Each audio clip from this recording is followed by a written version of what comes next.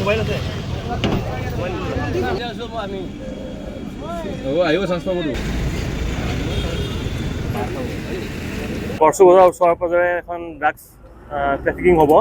ঠিক তেনেকৈ আমি এটা টিম গঠন কৰিলোঁ আমাৰ SOG ৱেষ্ট টিম গড়চুক থানা মিলি DCP ৱেষ্ট গুৱাহাটী আৰু CDSP জালুকবাৰীৰ নেতৃত্বত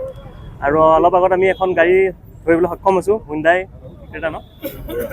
অ'ৰা আৰু তাৰপিছত তাত দুজন ব্যক্তি আমি ধৰিবলৈ সক্ষম হ'লোঁ আৰু যেতিয়া আমি গাড়ীখন চাৰ্চ কৰিলোঁ তেতিয়া আমি এটা বেগ পালোঁ আৰু বেগৰ ভিতৰত 17টা চাবোনৰ বক্সত সন্দেহযুক্ত হিৰ'ইন আমি ৰিকভাৰ কৰিবলৈ সক্ষম হৈছোঁ এইখিনি বজাৰ মূল্য প্ৰায় 1 কোটি টকা হ'ব পৰিকল্পনা কি আছিল তেওঁলোকে এতিয়া প্ৰাৰম্ভিক যিটো তদন্ত আমি গম পাইছোঁ তেওঁলোকে ওচৰৰ চুবুৰীয়া এখন ৰাজ্যৰ পৰা ড্ৰাগছখিনি সৰবৰাহ কৰিছিল আৰু তেওঁলোকে বৰপেটা অভিমুখে ৰাওনা হৈছিল কিন্তু এতিয়া আমি ধৰিলোঁ আৰু ধৰাৰ পিছত আমি তেওঁলোকৰ যিটো বেকৱাৰ্ড লিংকেজ ক'ৰ পৰা আনিছে বস্তুখিনি আৰু ক'ত ছাপ্লাইটো হ'ব সেইখিনি আমি তদন্ত আমি গড়চুক থানাত এটা কেছ ৰুজু কৰি আমি ইনভেষ্টিগেশ্যন ষ্টাৰ্ট কৰিছোঁ তেওঁলোক পতি পত্নী নেকি আচলতে এতিয়া প্ৰাৰম্ভিক যিটো আমি গম পাইছোঁ তেওঁ তেনেকৈ কৈছে যে তেওঁ ৱাইফ বুলি কৈছে মমতা কিন্তু তেওঁলোকৰ আমি এতিয়া কাগজ বা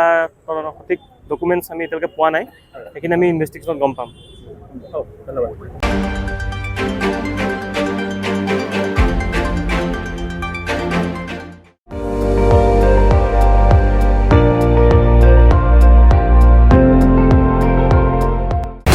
আপুনি চাই আছে ND24 সৰ্বশ্ৰেষ্ঠ নহয় সৰ্বোত্তমৰ দৌৰত